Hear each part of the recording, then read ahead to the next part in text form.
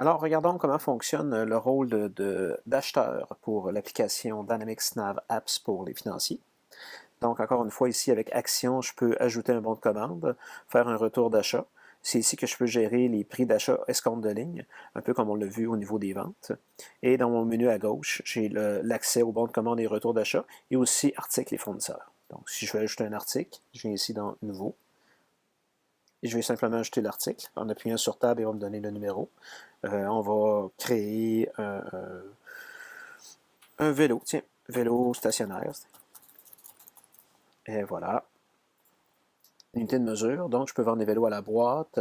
Dans le cas d'un vélo, peut-être moins à la journée, mais je vais peut-être choisir plus pack ou pièce, tiens, voilà. Donc je vais vendre des vélos à la pièce. Numéro de tablette, c'est le numéro de tablette. Lors de la réception, le système va me suggérer cette tablette-là par défaut. Je pourrais avoir des catégories, donc pour pouvoir gérer mes différentes catégories d'achat en tant que tel. Et ici, je vais avoir mes quantités en inventaire pour ce produit-là en particulier. Méthode de coût, donc premier entrée, premier sortie, spécifique, moyen, coût standard. Donc je peux pour chacun des articles déterminer un coût. C'est ici que je vais mettre le coût unitaire de mon vélo, donc 250 $, c'est mon cost.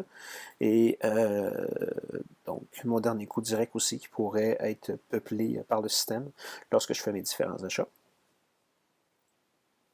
Et ici, au niveau du approvisionnement, je vais aller mettre le numéro de fournisseur par défaut. Donc, le fournisseur, c'est Costco. Donc, à chaque fois que je vais faire une réquisition d'achat pour cet article en particulier, c'est Costco qui va sortir par défaut. Donc, je viens de créer mon article. On va aller créer maintenant un fournisseur. Je viens ici dans Fournisseur, je vais faire un nouveau. Tab pour sélectionner un autre fournisseur. On va l'appeler Walmart. Donc, fournisseur Walmart dans la ville de Montréal, dans la province de Québec, code postal, pays, etc. Vous comprenez le principe. Ici, je dois mettre un code de marché. En fait, c'est simplement pour savoir où vont être rapportés les achats. Donc, je peux avoir des comptes de grands livres différents. Donc, groupe de report canadien. Paramètre du fournisseur, c'est un fournisseur canadien aussi, tout simplement. Je peux fonctionner en anglais ou en français avec ce fournisseur en particulier, les différentes devises. Et voilà, je viens de créer mon fournisseur en tant que tel. Maintenant, allons créer une commande. Donc, dans Bon de commande, nouvelle commande.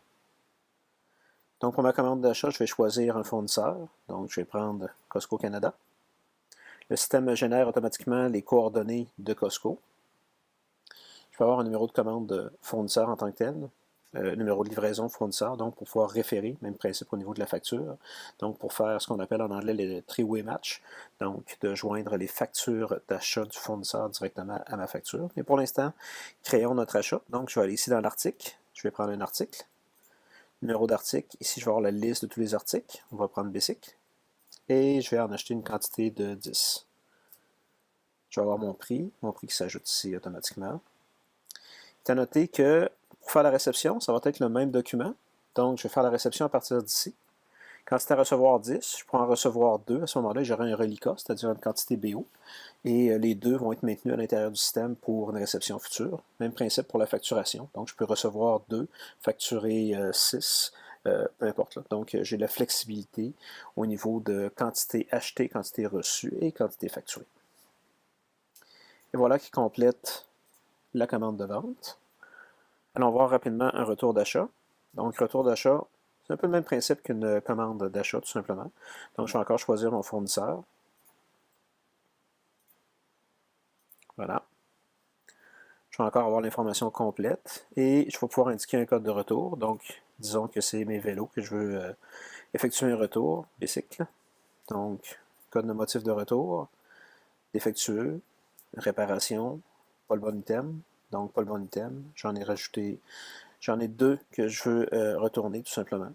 Et le système va encore calculer taxes, etc. Donc c'est comme ça que je viens de créer un retour. Et voilà qui complète principalement les fonctions d'achat de l'application Dynamics Nav Apps pour les finances.